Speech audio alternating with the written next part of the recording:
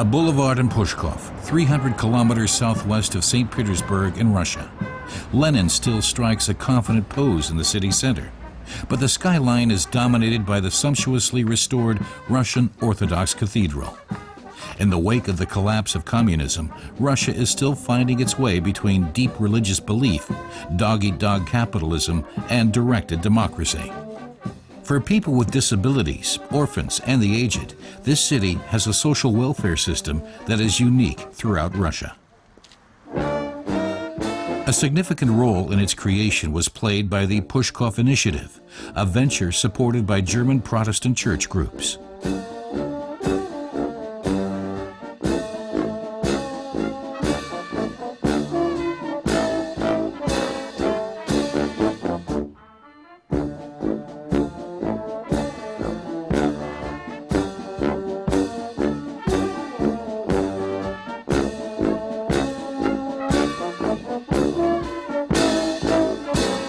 The members of this brass band are youngsters from Pushkov orphanages. Many of them live for years on the streets, abandoned by their parents.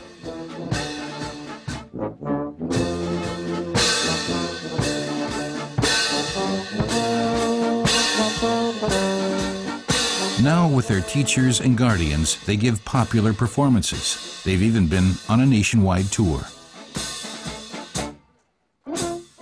The band's performance today marks the start of the new school year, traditionally a big occasion in Russia. What's special here is that the school takes children who'd have no chance of an education elsewhere in the country. Children and parents are welcomed by the director of the Pushkov Remedial Support Center, a facility where the mentally and physically disabled are supported by people with faith in their ability to learn. Among the guests are a group of Germans from the Pushkov Initiative. Retired Academy Director and clergyman Dieter Bach is one of its founders. For 15 years, the initiative has made sure that disabled youngsters get an education like anyone else. I always find this is a very special experience. I sometimes wonder what I'm doing here. But when I see the children starting school and settling into their new home, I know it's all worthwhile. The initiative has been working in Pushkov since 1991, creating social institutions that signal reconciliation between Russians and Germans. The first thing it did was build the Remedial Support Center. This is a big day for me, this mother says. My son is starting school. He can be with other children here and also learn from them.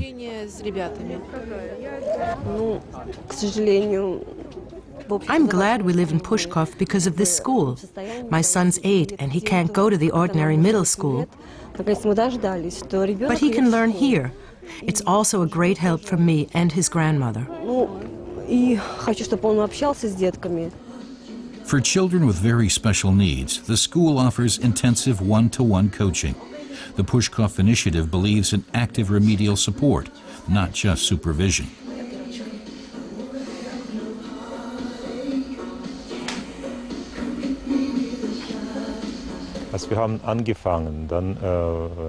When we started, the people who live here mostly felt pity for people with disabilities. Today, attitudes have changed. People feel sympathy rather than pity. There's more tolerance for these children, and also for disabled adults.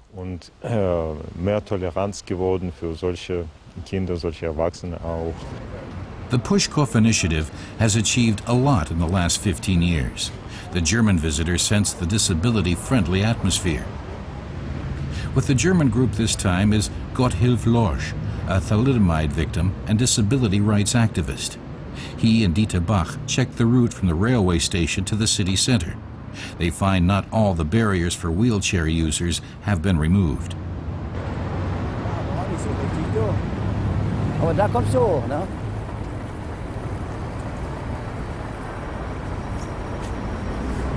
On every visit to the city since 1995, we've talked about the need to lower curbstones and install ramps. And in some places, like here at the station, it has been done. Wheelchair users can now also get close to St. Olga, the patron saint of the city. The new ramp was installed in 2003 in the run-up to the city festival.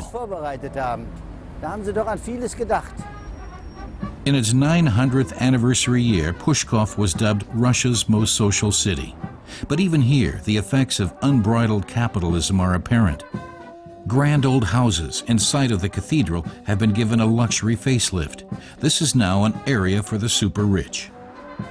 These villas command a somewhat lower price, but each one bristles with security. Well-to-do families use the city war memorial as a backdrop for their children's wedding photos.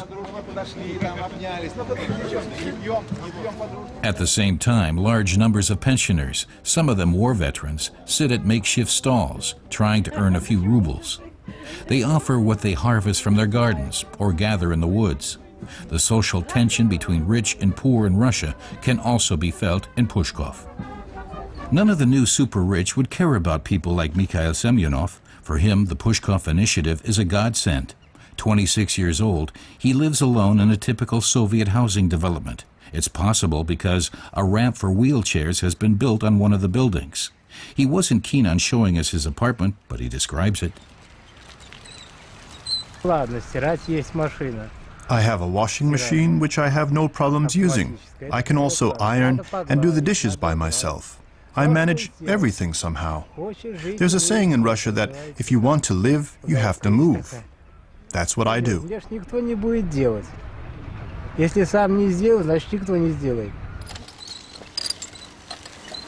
Mikhail takes that saying seriously. Every day he travels 10 kilometers across town in his hand-propelled wheelchair, from his flat to the center for the disabled. Even in Pushkov, it's still a pretty risky undertaking.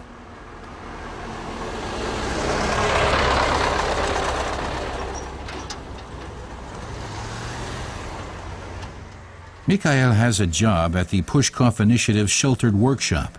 He could arrange to be picked up by the bus each morning and evening, but he wants to be independent. I can do all sorts of things on the way home from work.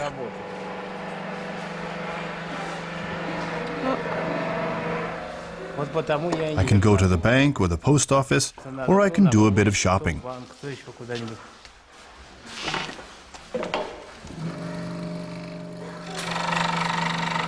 Mikhail is a role model for many at the workshop. A total of 120 people with disabilities work here, making wooden toys that are sold as far afield as Germany.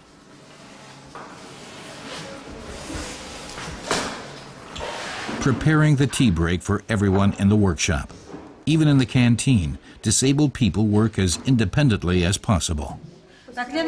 Irina Alexandrova is in charge of catering. She assigns jobs before the rush starts. Irina explains that she caters for all those working in the facility. Lunch is provided by a mobile kitchen. Apart from that, her team has the task of ensuring hygiene and cleanliness. In its work with the disabled, the Pushkov Initiative sets a standard that is unmatched elsewhere in Russia. In the rest of the country, the socialist tradition persists. The disabled are still overwhelmingly seen as people with defects. Indeed, the medical discipline concerned with their treatment is known as defectology.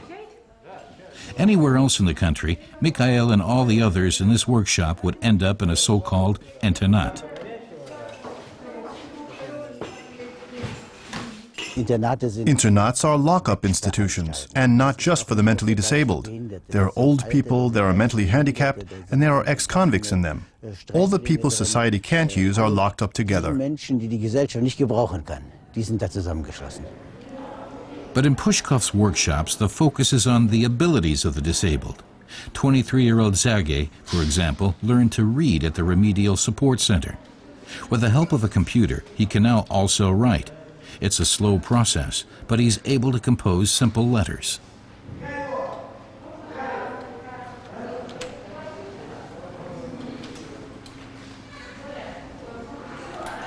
We want everyone to have a chance. All human beings have the same dignity, and we want to show that people who are dismissed by society can still play a role in society. The productive capacity of the facilities for the disabled is perfectly illustrated by the plant nursery. Established 7 years ago, it now makes a profit, and the profit is reinvested. The nursery is run by Yelena Kuprachenkova, one of the 40-strong team of supervisors. They all receive a salary significantly higher than the average income. So, unlike others in Russia, they don't need to take a second or even third job to make ends meet.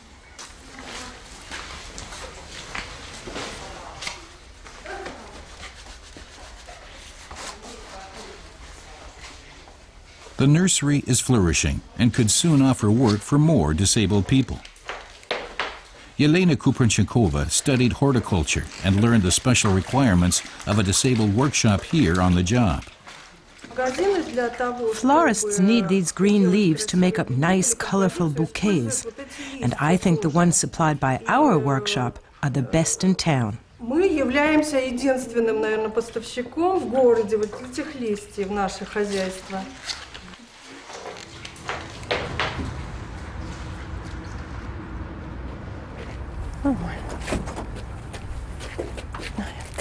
Deliveries to town go out every day. Before coming here to manage the disabled workshop, Yelena Kuprachenkova worked for a long time in commercial horticulture.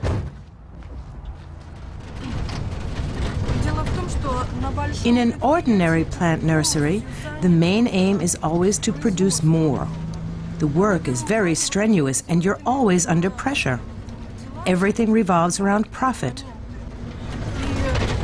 Here, the focus is on people, on helping them lead a fulfilled, contented life. The work provides a healthy challenge and strengthens their self-confidence. Alexei started as a pupil at the Remedial Support Center and joined the plant nursery afterwards. He's been here since the project was launched.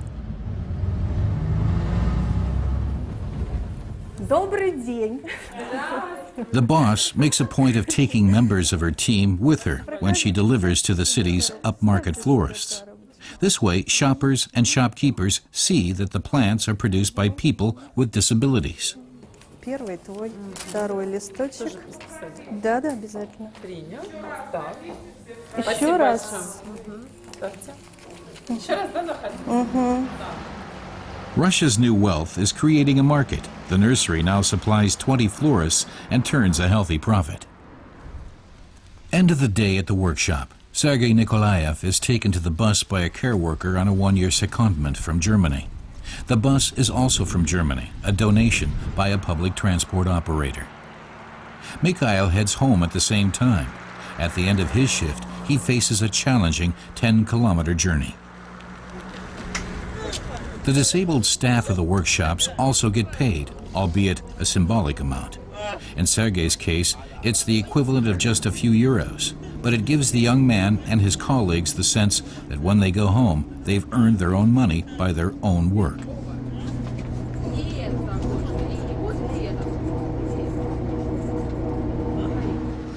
Sergei lives with his mother on a housing estate only a few minutes away from the workshops. She has to meet him from the bus because life for a wheelchair user is still pretty hard in this part of town.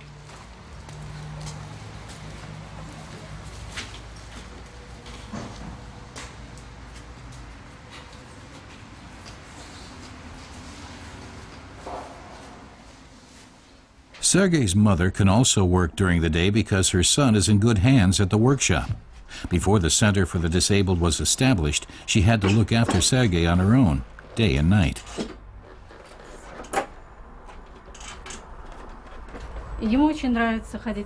She describes the progress her son is making. She'd never have thought he would get this far, she says.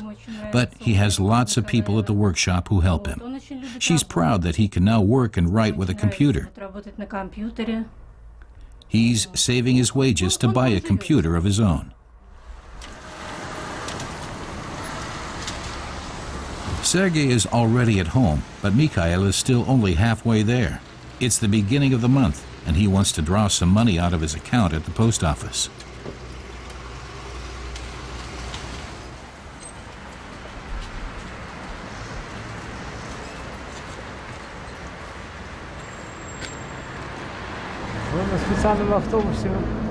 There have been lots of improvements thanks to the initiative. At the workshop, for example, I can manage alone in a wheelchair. But there are still lots of obstacles here in the city. Not much has changed on my route home. Mikhail has a very old wheelchair, which even has problems getting over the small step at the post office. The door is also too narrow. Simple things, but they mean Mikhail has to struggle into the post office on crutches.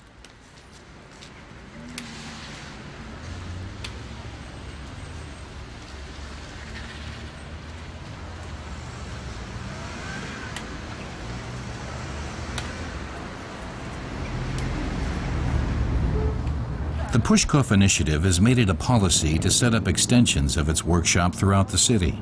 In this residential area, a shop has been rented. It sells second-hand clothing from Protestant groups in Germany associated with the Pushkov initiative. The shop keeps the same hours as any other. It remains open for business long after the workshop is closed.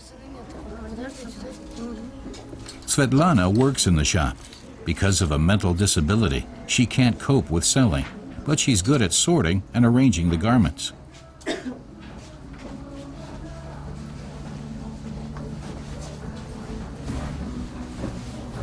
The shop suffers from the fact that the Russian authorities keep erecting bureaucratic hurdles. For some time, a swinging import duty has had to be paid for the clothing from Germany. The money can't be recouped through sales, and the initiative can't afford to subsidize second-hand clothes.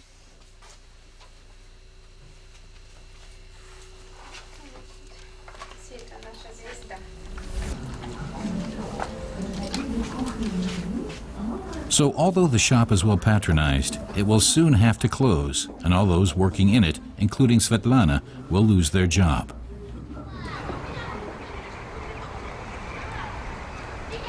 Svetlana hopes to find new work through the workshop, which also found her accommodation. Svetlana has a room in a teacher's house, where she lives rent-free.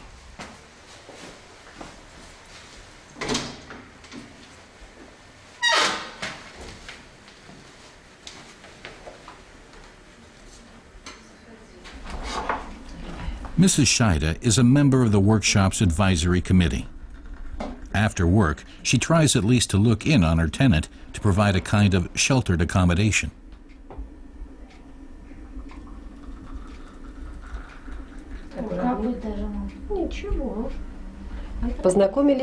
She explains how deeply she was affected by Svetlana's tragic story. The young woman was in the workshop, she says, when both her parents died.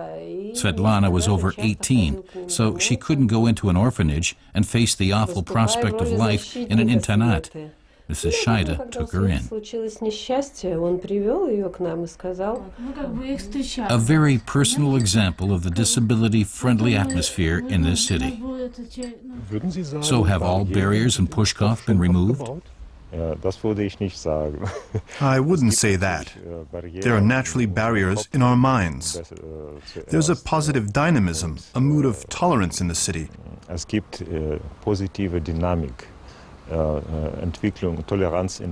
But there's still a great deal to do to overcome mental barriers.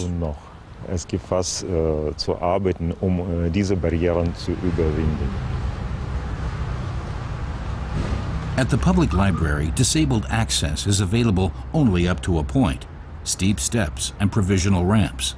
This is where the city administration and regional government decided to hold a special ceremony. The occasion, the completion of a 5-year training course offered by German experts in Pushkov. Employees of social institutions have been trained as multipliers. Today, they get their diplomas.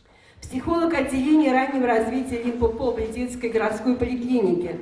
Тема ее образовательного модуля – эпилепсия. Anna Gorostskaya is a psychologist employed at the Early Intervention Center. She and the other graduating multipliers will spread the ideas embraced in Pushkov to other parts of Russia. Big projects like this take a lot more than donations from churches. Dieter Bach persuaded the Robert Bosch Foundation to finance the scheme. Building alone is not enough. Buildings are important, but if you don't have people in them who know how to handle people with disabilities, who respect the dignity of disabled people, the whole thing is pointless. Hence this 5-year training course. Which is not for care workers, but multipliers. Why multipliers?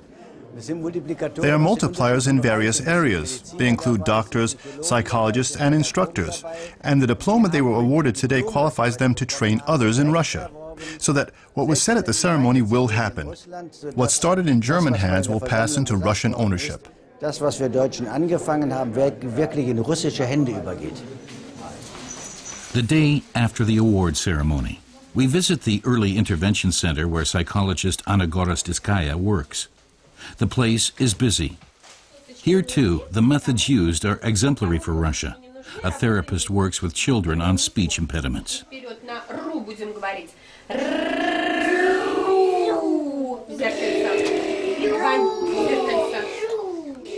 The parents make only a small contribution towards the cost of the professional treatment. The center offers excellent opportunities, and we try to attain the highest standards in every therapy. But it has to be said that we lack money for the best techniques. An early intervention center, a school at the remedial support center, and workshops for the disabled. No Russian city has a range of welfare facilities like these.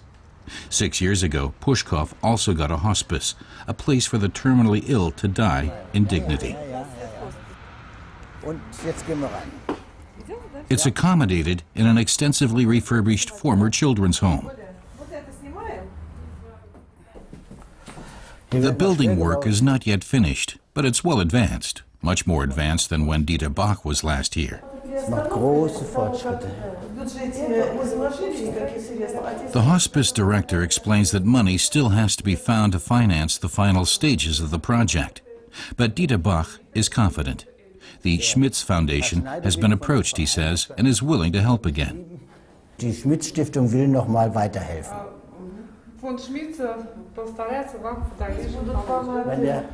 Wenn dieser Teil fertig ist, dann ist das Haus endlich fertig, ja. When I came here the first time, 6 years ago, I cried. The building looked so bad. It had only one tap, there was no lift, there were no doors, just curtains across the doorways. There were rickety beds and rickety cabinets, and a wash bowl was used to tend to the people dying. But the Pushkov initiative is not the first in Russia to set up a hospice. There were already hospices and hospitals elsewhere in the country. The first was established in 1991 in St. Petersburg.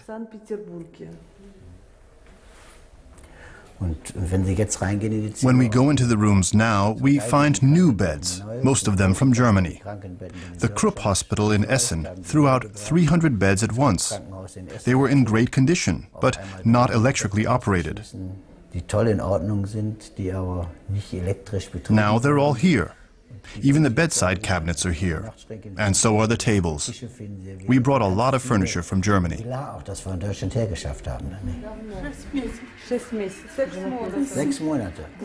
Given tender professional care, the terminally ill can sometimes get back on their feet. Dieter Bach tells this patient that he also had a stroke and lost his power of speech.